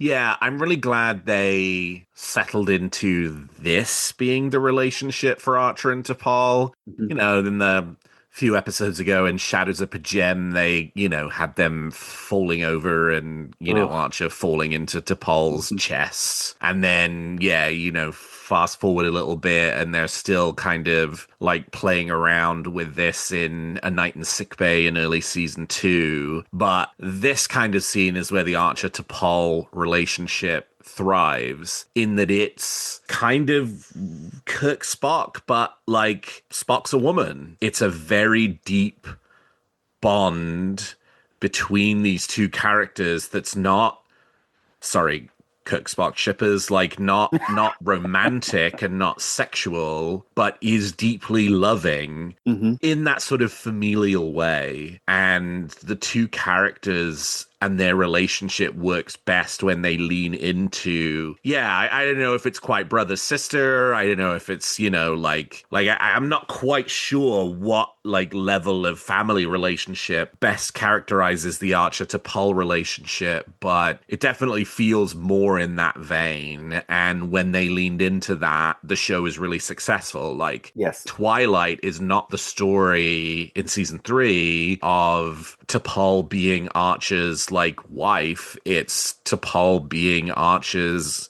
like deeply loving caregiver. Yes.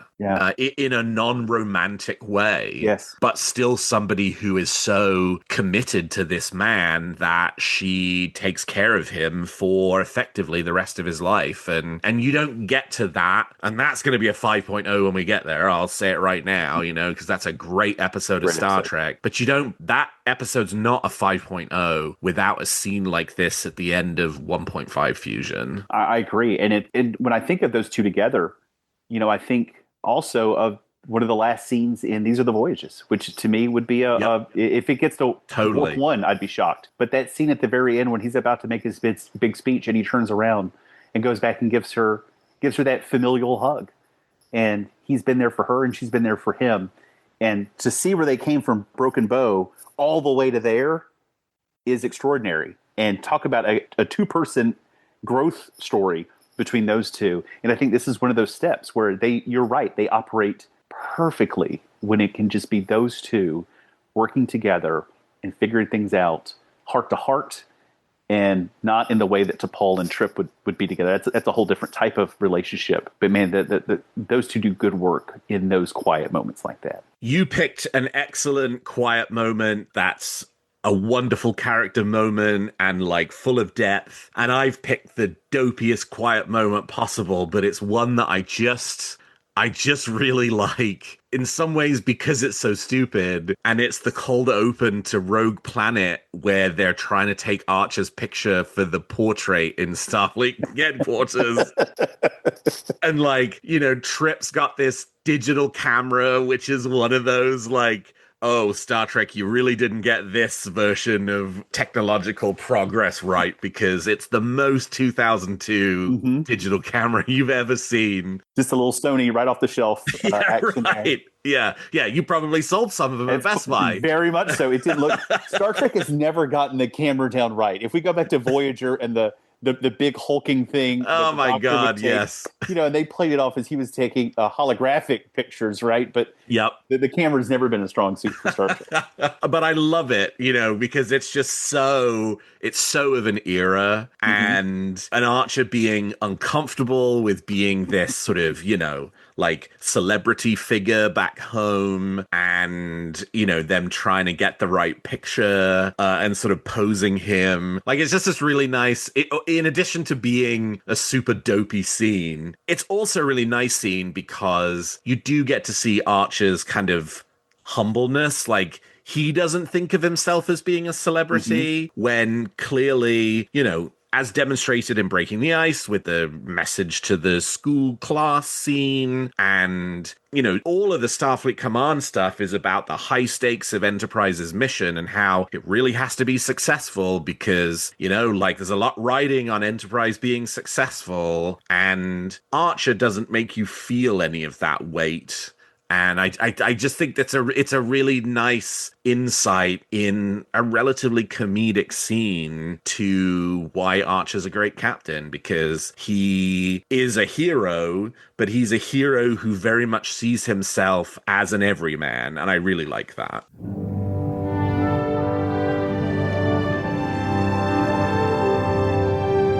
We couldn't do this in my ready room? The captain's gotta be in the captain's chair. Tilt your chin up. Just take the picture. You've got a stanchion growing out of your head. Swivel to the right about 10 degrees. Every recruit walking into Starfleet Command is going to see this on the wall. It's a real honor, sir. Seeing those Starfleet captains every day gave us something to aspire to. There's a reflection from that status display. Could you kill the monitors in the Situation Room? Come on, T'Pol. The artist in Oakland needs a good picture to paint from. Do Vulcan captains have their portraits hanging at the High Command? Vulcans are revered for their accomplishments, not for the way they look. Except for the really important ones, who get mummified. Why can't they just use a photo from my file? You're so right about that. It's what makes Enterprise, it's obviously why you're starting here, because it's the closest to us. That if we were 100 years in the future, or technically 200, I suppose, that we would love Jonathan Archer. We'd want to know what's going on. We don't think about that by the time you get to Jean-Luc Picard and the Enterprise D, because there's so many and there's so much going on. But when you're the first out there, I know there was an episode where they talked about Jonathan Archer High School or naming schools after those guys. And that was inevitably going to come. And so for him to embrace that, and my favorite line in that scene was, they don't put the pictures of the captains in the Vulcan High Command? Yeah, it's so good. And she's like, well, Vulcans are known for their accomplishments, not for like how they look in a picture, which is also a pretty sick burn. Yes. Best loud moment. Well, I'm going to go back to my favorite episode in the block and go to the breakout of the detainment complex in Detained. Not only do you get like a good old heist, they're beaming stuff in. Malcolm's embracing being beamed in, dressed as a Suliban. They're planting bombs. They got phase pistols. All the Suliban rise up and take their own escape in their hands, aided by Trip in a shuttle pod and the Enterprise coming in low. T'Pol's all in for it. I mean, the whole scene, it's loud. It gets the point across. You see that great, and I referenced it earlier, of Archer and the Colonel going at it in that one cell. It's a great, loud, kind of bombastic prison escape. And who doesn't like a good prison escape scene? And this works out well. Now, it kind of ends on the quiet note, which you talked about earlier when they're in the shuttle pod going back to Enterprise. But for the Suliban who really wanted, and there was some pushback. Not everybody wanted to break out. A lot of people thought they were safer there than venturing out. But then in the end, when the little girl looks at her father's friend and says he needs help, everybody joins in. And it's that touching moment that kind of puts the period on it, or the exclamation point, as it were, for this big loud scene. And out of all the block of episodes, there wasn't a whole bunch of loud stuff going on. There were a lot of introspective character things going on. I could have picked the discordant jazz music in Fusion, but that was too much almost. I can't believe that T'Pol was attracted to that as jazz music. There's got to be better stuff in San Francisco than that. It sure made me feel some emotions, not the one it was supposed to. So for me, it's the breaking out of the detainment facility. Read to Tucker. The wall's down. I see it. Stand by.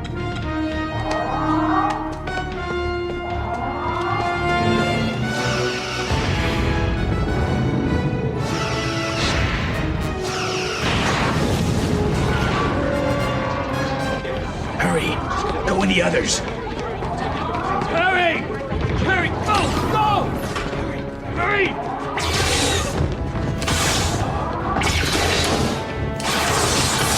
Father! I'll be there soon, Nora! Go!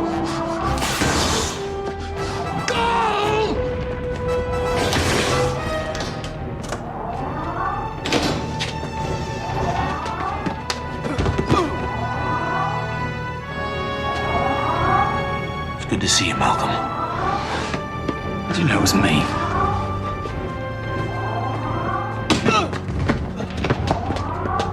You have no idea what you've done. You haven't freed these people. You've condemned them.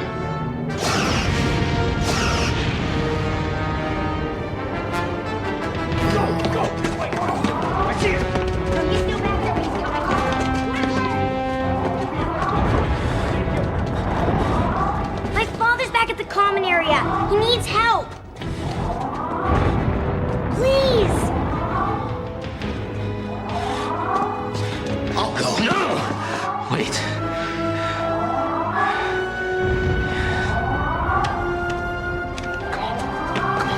You had no right to interfere. This isn't about my rights. It's about theirs. They have no rights. They lost them the moment the Cabal began attacking us. Do you know how many people the Cabal have murdered? How many ships they destroyed? Colonies? You just gave them 89 new soldiers! What makes you think they'll join the Cabal? These people have nothing left. They're desperate. They'll never be able to resist what the Cabal has to offer. I haven't been here very long, but I seem to know these people a hell of a lot better than you do.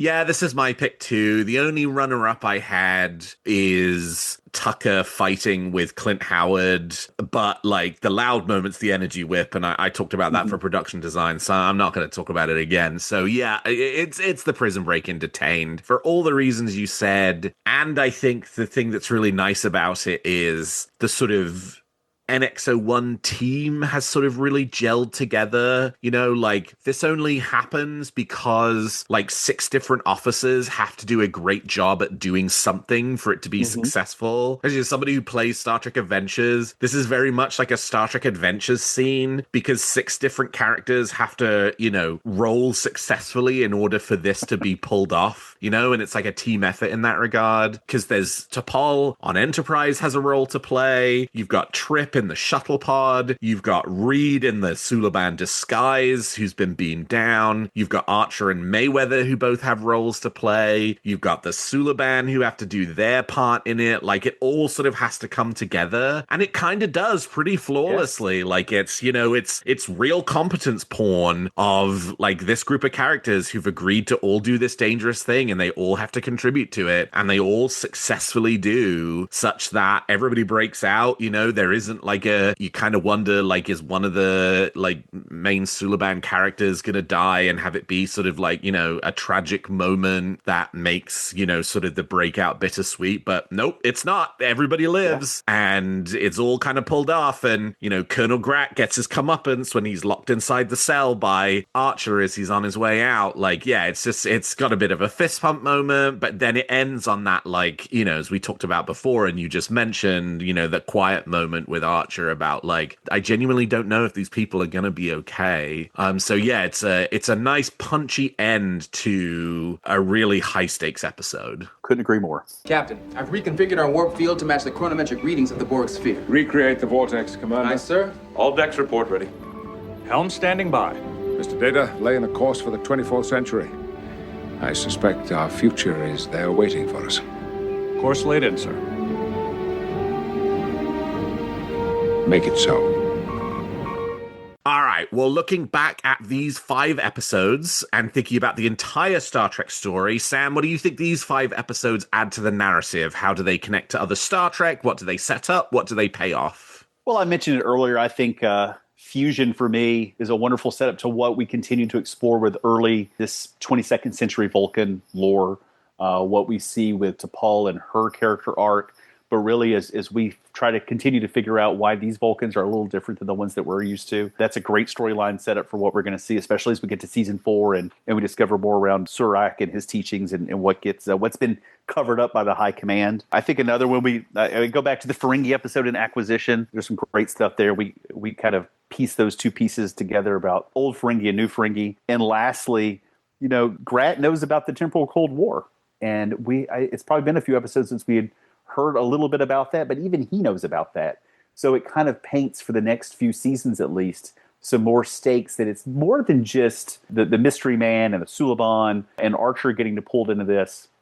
But there are other people, other groups that know about the Temporal Cold War. Now, that's a string that doesn't get completely fleshed out in the end, but there's more to that I think they touch on. So it's interesting that Colonel Grat, someone that you would think just runs one detention complex of a lot, even he knows about that. So there's more to it that obviously they could have done with the Temporal Cold War. But for me, those are some big pieces that are set up in these 5 episodes. Yeah, and I think the Vulcans experimenting with emotion thing is obviously very resonant in Enterprise, but I think it then is really resonant in Discovery and in Strange New Worlds and in TOS, right? Like, Spock is obviously half human, half Vulcan, and so, like, he is grappling much more obviously with his emotions because he's half human, where T'Pol is full Vulcan. But, like, Fusion connects to the motion picture because that's a movie about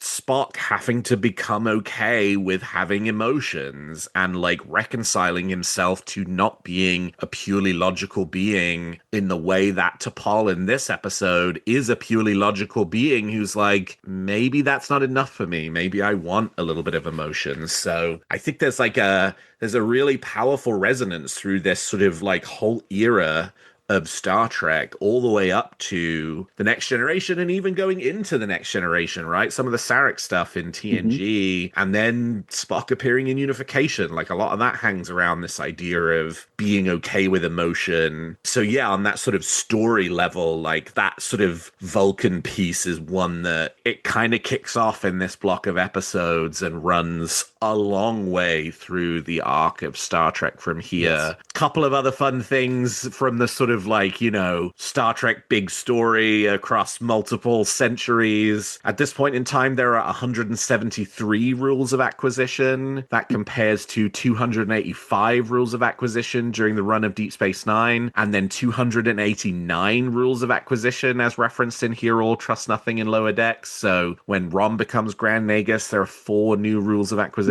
that are added. And sort of, like, thinking about this not just from an in-universe perspective, but also, like, looking at it a little bit from an out-of-universe perspective. Detained is really interesting because it is about, in-universe, how the Enterprise crew have encountered Suliban, and the only Suliban they've encountered have been evil. And so the next Suliban they encounter, they go, we think you're evil too. And it turns out they're not evil. But it's actually this sort of, like, out of, sort of fictional narrative, like, way of looking at this episode, which is that it is sort of like poking at the Star Trek monocultures, like, every race is a certain way. Even the Ferengi in Acquisition, right? They're all like the other Ferengis that you've seen in previous episodes. Anytime you meet an alien race, they are defined by the way that they act and the first person from that race that you meet, and then every other person's kind of just a little bit of a spin on that first person. Whereas the Suliban you meet in this episode are super different from Silik and the Cabal that you meet in Broken Bow. And this episode kind of plays on you as the audience thinking, well, most alien races are monoculture. I've met evil Suliban in episode 1, so the Suliban I meet in episode 20 must also be just as evil. And then you go through this evolution alongside Archer to kind of go, oh my god, it's not a monoculture. They're different kinds of Suliban, and here we've got introduced to these ones. So I think that's pretty neat about Detained too. I love that because it's so easy to slip into that mold of thinking as you're watching these episodes through. And, it gets touched on several times in the 1,000 episodes of Star Trek. Even Lower Decks does a good job with Klingons, right? Talking about, well, not all Klingons are warriors. Some of us need to be farmers. So it always goes back to there are more than just the thing, the group. It is everybody has a different job and a different outlook. And Enterprise does it later with the Klingons too. For example, with the scientist in the episode where the ridges go away. Yes. Now that one's escaped me now. Divergence. Yes, and I think one of them looks at that Klingon and says something along the lines that, "Oh yeah, we're doctors too. We're scientists. We do all these other things." So it's easy to forget that. And this episode does a great job, not only out of universe telling a great story, but in universe to remind us that not everybody is the same. Transfer of data is complete.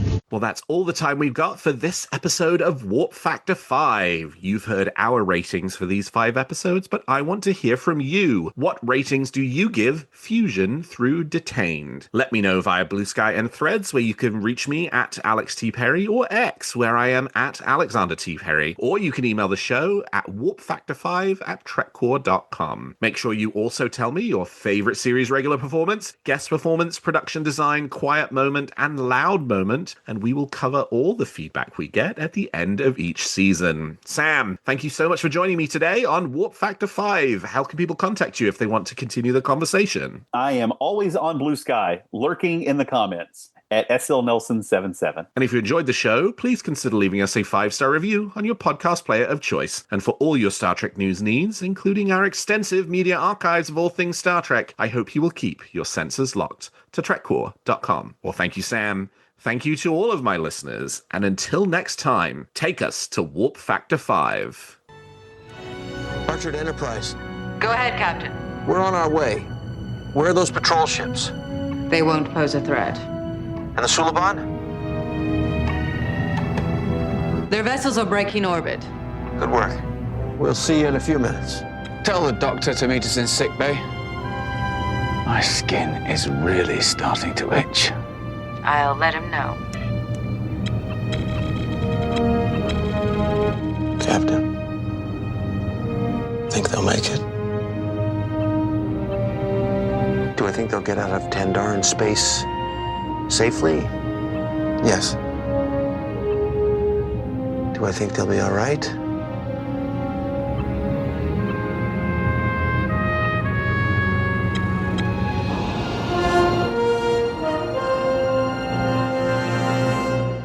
Warp Factor 5 is a production of trekcore.com and owned by Trapezoid Media, LLC.